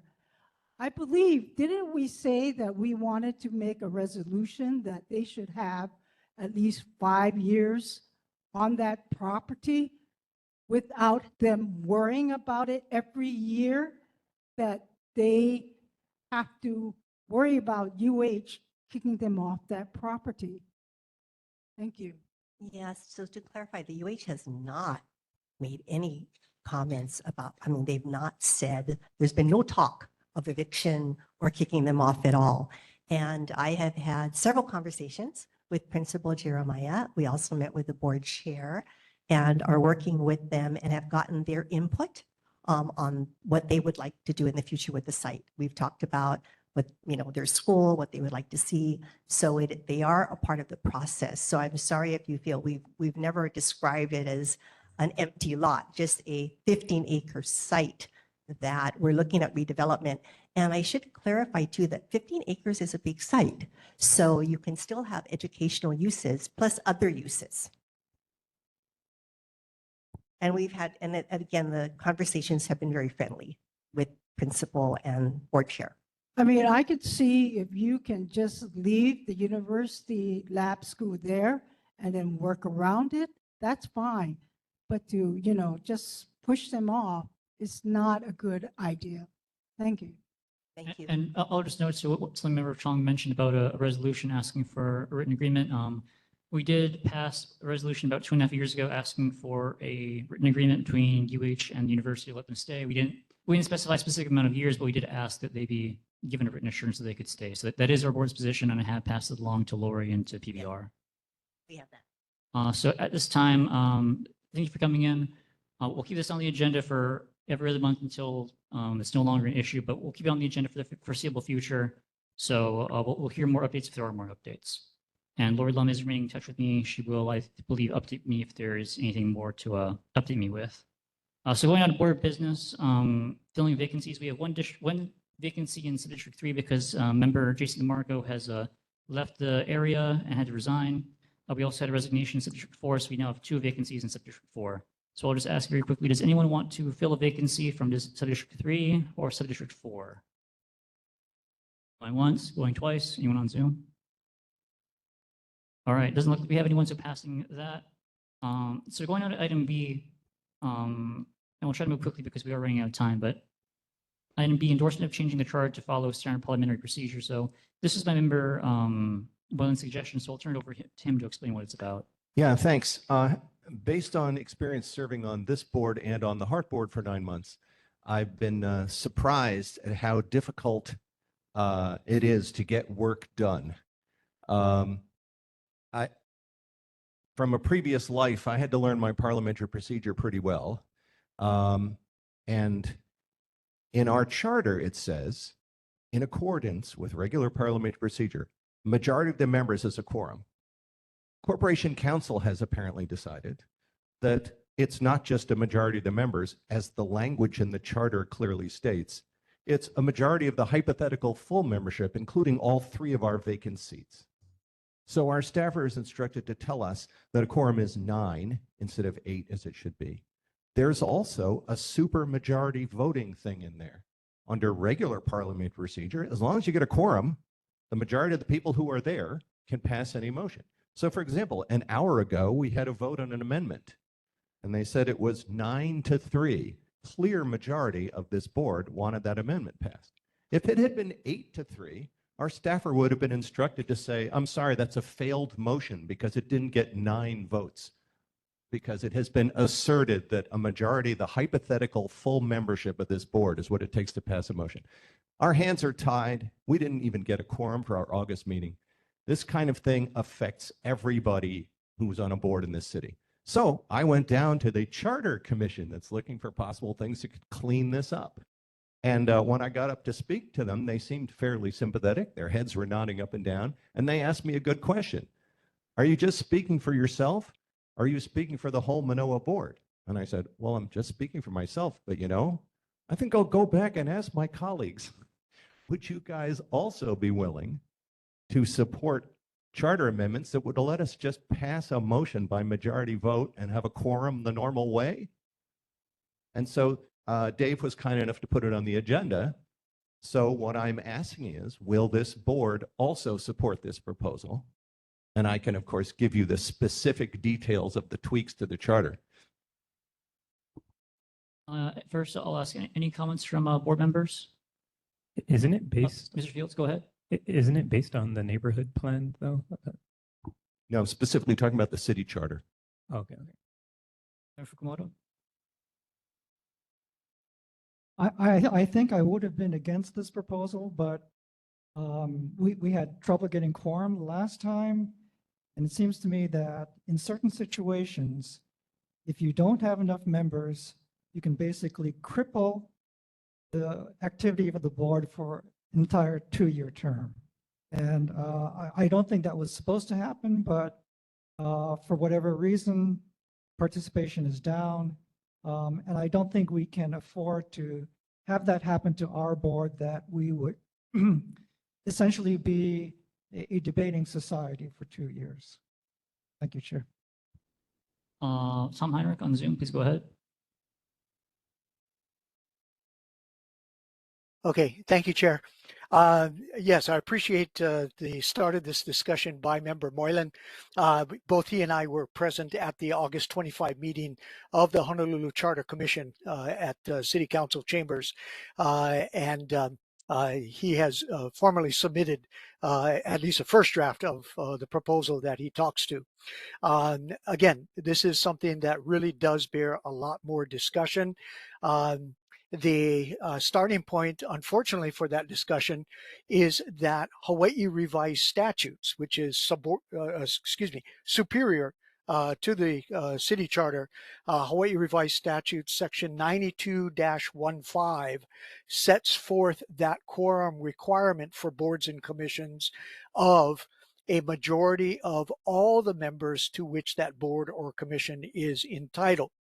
But in the rest of this discussion, certainly the legislature can be approached, the Charter Commission, which has Member Moylan has started, which is excellent, and as well the Neighborhood Commission, which is responsible for the neighborhood plan. So as a start for this conversation or whatever, it's excellent timing. Other proposals must be done not later than November 7, I believe, to the Charter Commission. But unfortunately, the starting point for this conversation is Hawaii Revised Statutes, section 92-15, which can certainly be amended by the legislature. Thank you, Chair. Member Moylan? Yeah, Mr. Heinrich makes an excellent point. Let's say this supermajority requirement exists in both state law and the city charter. Our state legislators could just change that anytime they want. Unfortunately, the charter can only be changed by a public vote, and that only happens every 2 years. So this is our opportunity now to fix that piece of it, the charter piece of it. I should also mention on the Heart Board, there are 9 voting members and 1 non-voting member. The interpretation has been to say the non-voting member counts as a member for the quorum, so that the quorum is really 6. So I was at a meeting where 5 out of the 9 voting members were there. Attorney says, sorry, you don't get to conduct any business. Given the supermajority voting requirement, any vacant seat, any absence, or any no vote all counts as no votes on a motion. So the lady who holds the non-voting seat, as per his interpretation, casts a no vote on every motion, even though she's a non-voting member. It's an absurd interpretation of the charter, and we just need to clean that up so that boards and commissions can actually do their business. The approach I'm taking here is the assumption that the city council wants us to do our jobs. Right?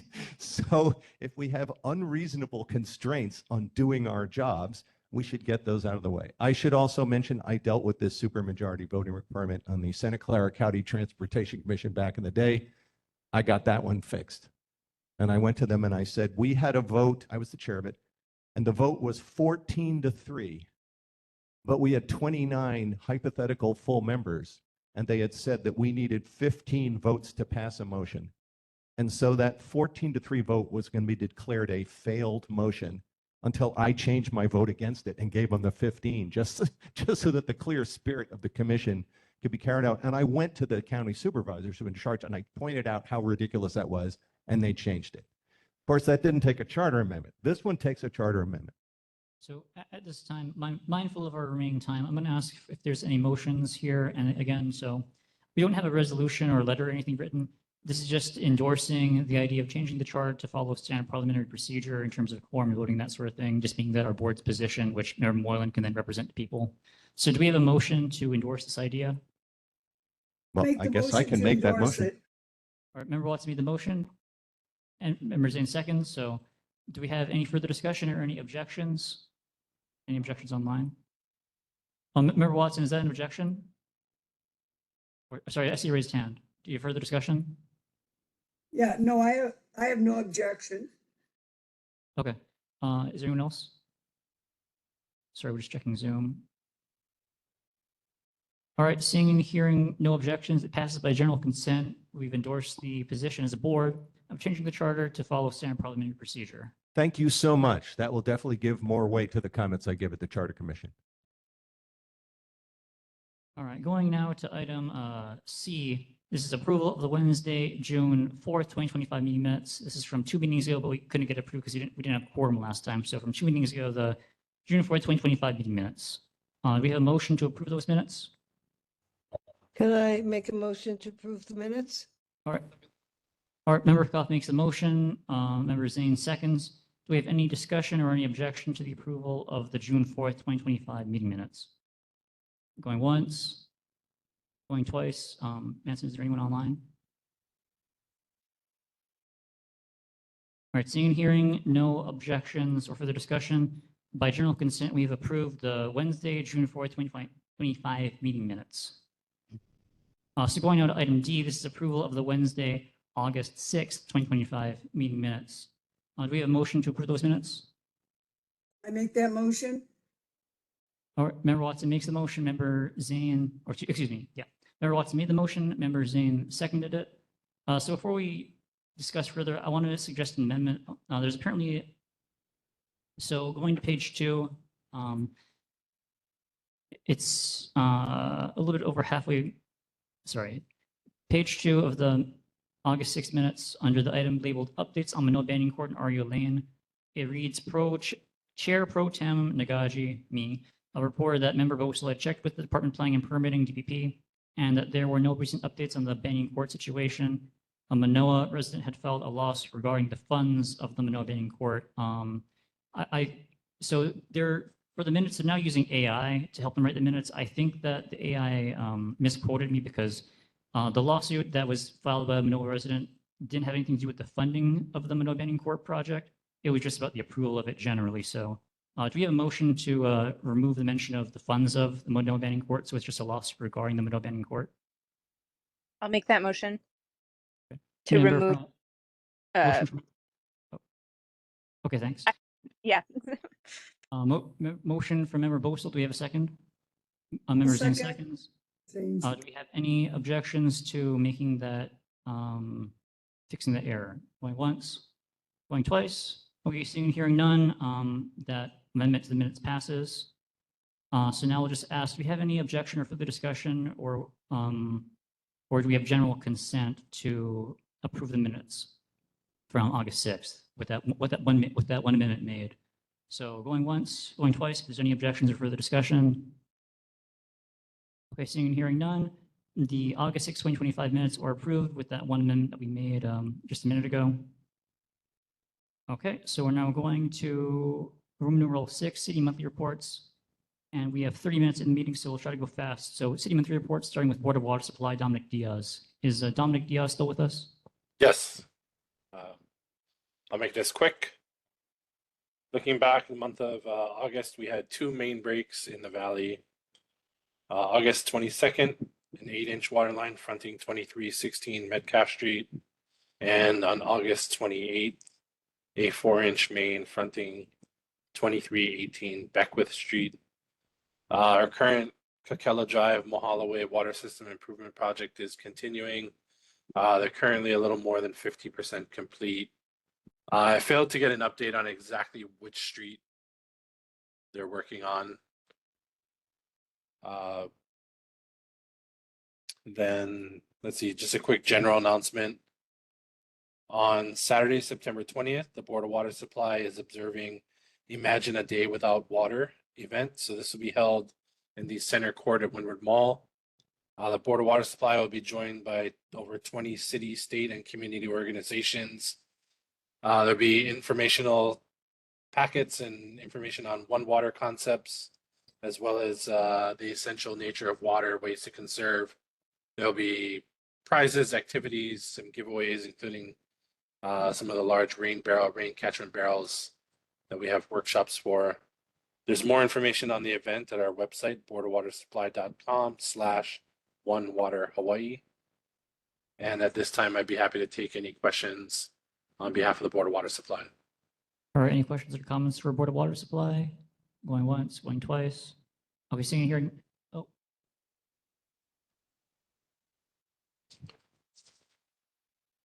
Just a real quick one.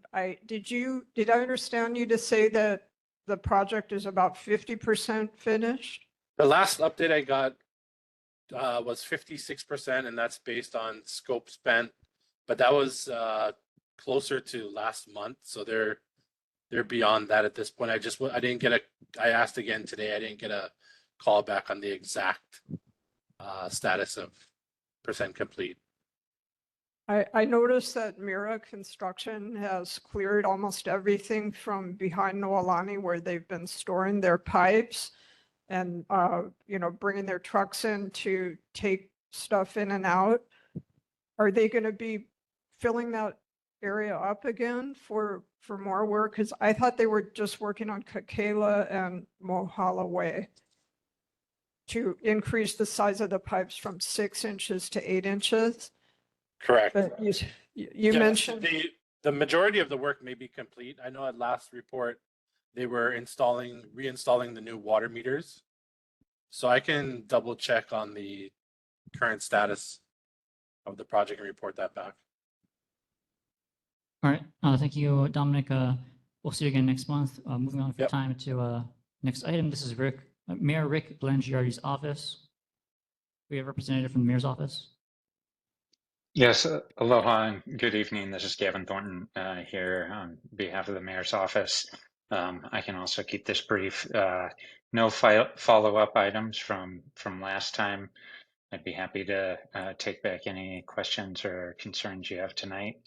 Other than that, I'd encourage you all to take a look at the mayor's September newsletter for highlights, which I'll spare you of right now. All right. Thank you, Mr. Thornton. Member Wyland? Yes, for a couple of months now, the, I guess, Department of Traffic and Transportation has been looking into our request as to whether it would be even feasible physically to put a traffic circle in at the 5 corners, and still have not gotten any answer back on that. Perhaps you could follow up and let us know next time. I will. I'll do so personally. Thank you. Thanks so much. All right. Moving on for time. Thank you, Mr. Thornton. We'll see you again next month, hopefully. Going now to City Council Member Nishimoto's office, item C. Hi, Keith Williams, Councilmember Nishimoto's office. So just reminding everyone that the Manoa Library book sale is this weekend. Councilmember's excited about it. Hope you all can join him. We had a council meeting this afternoon and morning, and sign up for our newsletter. A couple of things passed, and you can get the details there. right. Happy to thank you. take any questions. All right, thanks, Heath. Do we have any questions or comments for him? Going once, going twice, anyone online?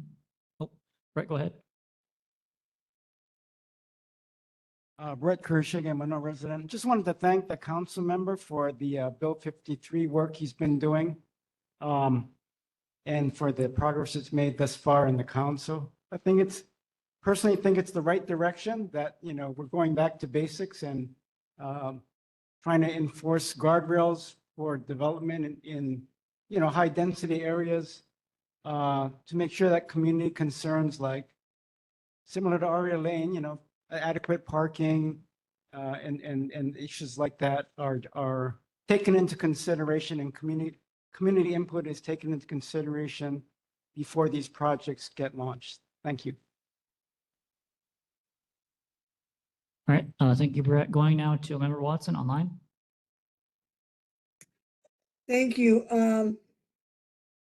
Scott, my question is about, I listened to the last couple of city council, committee meetings and full council meetings.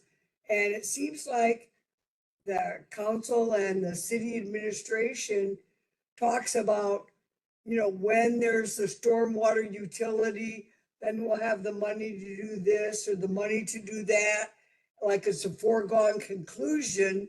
And I understand that our state legislature, and I think they did it in error, allowed the cities and counties to determine if they wanted to impose another utility on the people. And I expect that Mayor Blangiardi is going to do that, but it will be really unpopular. So I guess he's going to probably do that at the end of his term, because he'll not get elected for anything else probably after that, to impose this utility. And I just feel offended that the city administration is already talking about how they're going to spend the money. And I know city council passed a resolution, and I don't know what it is offhand, but I could provide it to you going forward or by email, to take a portion of that revenue and use it to store homeless people's belongings in a climate controlled, air conditioned public storage on taxpayer nickel, their shopping cart and whatever else they stole to put their belongings in. And no offense to the homeless people, but I don't want to be paying Sorry, Member Watson, to store just that looking for stuff time. for If you can them. just wrap up what you're saying. And I'm offended that the city council thought they could put their reach into a stormwater utility to siphon off money before we even have it. And I have the documentation that was passed by city council, and I think you need to Okay, undo I'm looking that. for time. So, Okay, Scott, let's say sorry. Heath, you can go ahead and respond.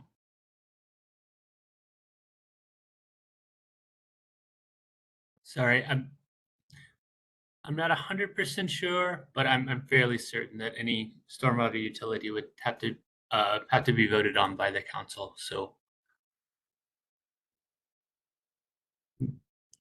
the other stuff was before we my were in question council, is, so I'm not you familiar already- with it. the city council already voted to siphon. part of Okay, that sorry, money we're off going to for move when it on. Sorry, happens. we're moving on for time. Sorry, Member Watson. Do we have any last minute questions or comments for Heath?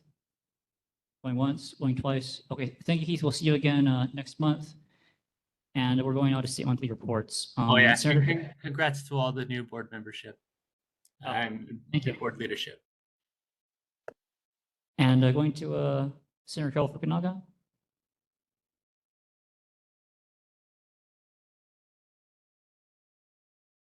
Thank you very much, members. You have my report. I wanted to also respond to a question that was, a comment that was made by Member Fukumoto. Some of the recent conferences on stormwater quality, one of which was sponsored by the City Stormwater Quality Branch and the Planning officials have discussed the Alawai watershed in considerable detail. Sydney Lynch of Protect Our Alawai Watershed and I participated with the Hawaii Green Growth members, Cyrus Howe, as well as Rick Eggett from Waikiki. And I think that as far as the flood mitigation project currently stands, it sounds as though it's pretty much dead for all intents and purposes. However, the good news is both the city and state have moved forward with other financing mechanisms. This year, the legislature adopted a green fee, which can be used for climate change and other kinds of sea level rise mitigation. And the city has also allocated a certain percentage of its real property tax to a city resiliency fund. So we are going to start exploring with Hawaii Green Growth Collaborative, area legislators, and anyone else who is interested, a broader range of potential solutions as well as funding mechanisms, because we don't really know when federal dollars will be arriving. But in the meantime, it's a good opportunity for us to get our own heads together and see what we can come up with. So on that note, I'm happy to answer any questions. Or do you have any brief questions or comments for the senator? Oh, Mayor Watson, please go ahead. Thank you, Chair. I will try to be brief. It's very difficult for me, but I'll try. Carol, 2 questions. One is, can you introduce legislation that repeals the state authorization of the stormwater utility for the cities, city and county of all islands to do? I'd like you to introduce legislation to repeal that in the next coming session, if you would be so good to do that. And then I had another question about the naming of things after deceased council members or senators or whatever. I just think that, I guess it's not a necessary thing. I think it costs really, really a lot of money for the taxpayers to reprint all the signs. Like Senator Inouye was wonderful because he got us a lot of set-asides. And he's really, the king of pork. And he was great for our state because we got all this federal money. But we just spent a whole bunch of money just renaming all kinds of stuff after him. Can't we just be grateful and honoring him without taxpayers paying for all the airport signs and the highway signs and all that fluff? And I'm I just happy don't to think work we on need to do draft it. legislation along the lines of what you've requested, and I'll meet with you offline. All right, thank you, Senator Fukunaga. Oh, sorry, do we have any last minute questions or comments? I don't think we had any. Okay, thank you, Senator. We'll see you again next month. Going on to item B, Representative Andrew Jakuya Garrett. Is the representative online? Yep, I'm here, Chair. Good evening, everyone. I know running short on time, so I'll keep this very brief. 2 items. In the past, I've said that I felt it was pretty likely that we were going to come back in special session to look at how we might be able to backfill some anticipated federal cuts. After the big, beautiful bill that's not so beautiful passed, a lot of the cuts are going to be taking effect in 2027, so essentially after the 2026 election. So it really negates the need for us to act in 2025. So it's looking less likely that we're going to have that special session this calendar year. Number 2, I know there was some discussion about Aria Lane / St. Francis earlier. Got word that the developer has went back to UH and has indicated some desire to enter into negotiations to possibly sell the property. So I take it as a good sign that maybe she's not as gung-ho as we thought in the past. So, the last 2 or 3 years I've introduced legislation to give UH that authority to appropriate money to enter into negotiations. So my intention is to do that once again in 2026. We came close last year, but at the time the developer just wasn't reasonable in her demands. She was asking for 50-something million, just not doable considering she paid 23 for it. So, time will tell, but keeping our options open there. So with that, I'll see if there are any questions. Thank you. All right, any questions or comments for the representative? Member Watson, please go ahead. Thank you, Andrew. My question is, I guess Mike Gabbard had introduced a bill, and I don't know whatever happened to it, but that the public schools could be used by the community after school hours because the taxpayers through the state pay for those properties. And right now it's kind of left up to each principal. So each principal of the school gets to be king principal of that property.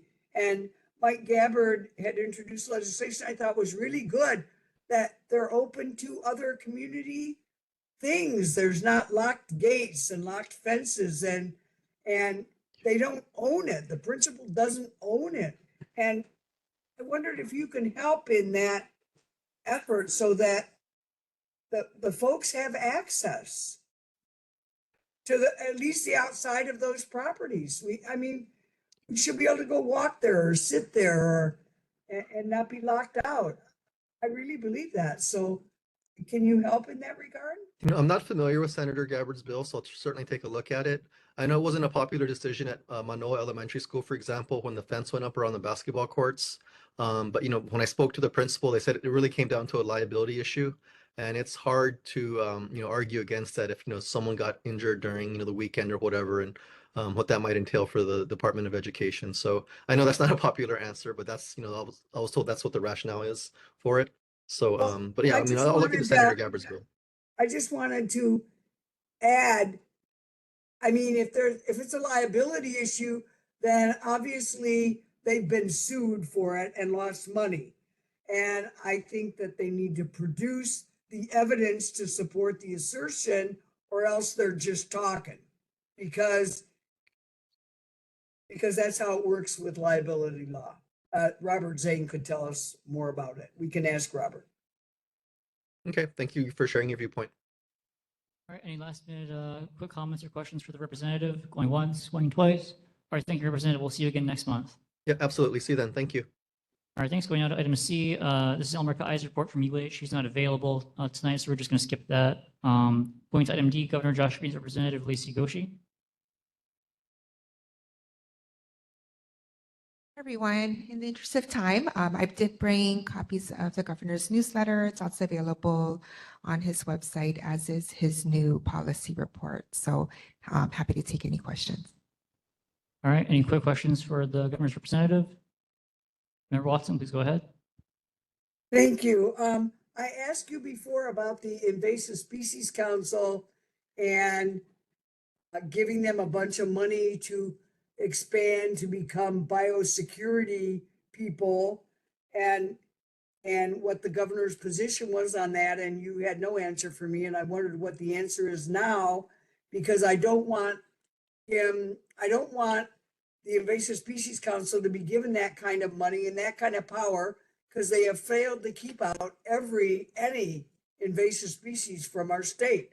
They have completely not prevented anything. And so throwing money at them or giving them a new title or giving them air-conditioned buildings they want to build doesn't mean they're going to perform any better. And I think that it should be under the Department of Ag now, and that the Invasive Species Council should be disbanded. Legislature created that, but they have failed to meet the objectives for which they were created. And I think they can just go away now, and we have more accountability with the Department of Ag and with our elected representatives than we do Member Watson, with just jumping in this for time, if you committee. can wrap up the. Thank you. So what is his position now? You haven't been able to tell me the last two meetings, so I'm asking you Yeah, now. so after last month's meeting, I did email you to get clarification on what your question was. I didn't hear back, but now I understand that your question is asking for the governor's position, so I will get back to you before the next meeting. Thank you. I'm sorry I did not get your email. I'll check my junk email, but I don't think I got it. All right, thank you. Any last minute questions or comments for the governor's representative? Going once, going twice. All right. Thank you. We'll see you again next month. Going now to Congressman and cases representative. Do we have a representative from the congressman? Going once, going twice. Okay, doesn't look like it. Okay, so let me just ask. So we had a presentation lined up for tonight on pesticide use in Hawaii. Is the person here for that? Who's going to do that presentation? So can you just come up and, yeah.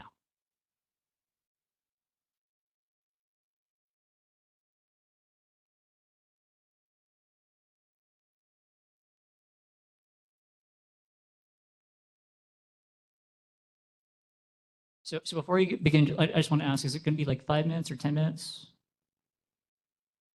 Because we have about 10 minutes left in the meeting, so we could do it tonight or we could push it back to next month.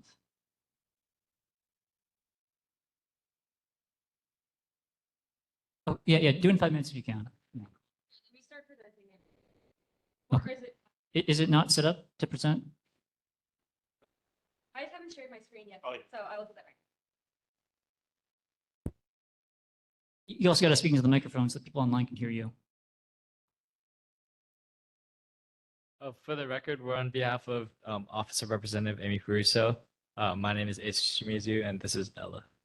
And sorry, I was actually sent a correction by Representative Peruso that you're in her office, but you're actually interning with a group called Climate Future Forum. Is that correct? Oh, Yeah, so the presentation, it's mostly based in that organization, but we are interning for Rep. Peruso. The presentation is on behalf of them, though. So- Sorry, that was a very last minute change. So I didn't just- know if you got that. I was just asked by the representative to clarify for the minutes that it's with Climate Future Forum, not her office. So Yes. the minutes reflect that that's the organization they're with. Okay. Sorry, I'm having some trouble sharing my screen.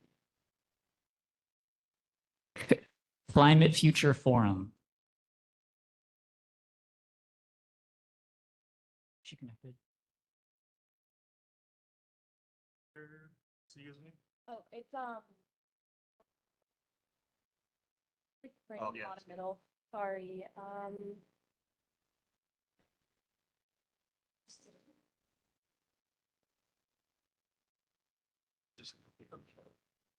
Yeah, I know. I'm just having trouble because I've never done it on WebEx. I have to share my screen. So it You know what? Sorry, just because we have 8 minutes left, I'm just gonna have to cut from tonight's meeting. We'll put it first thing for board business next meeting, give you priority, but we're just not gonna be able to fit it in terms of having like discussion afterwards. So, Okay, sorry about that. Thank you. and sorry, that was probably my fault for putting too much stuff on the agenda, but we'll get you next month. So, Member Watson, you have a hand raised?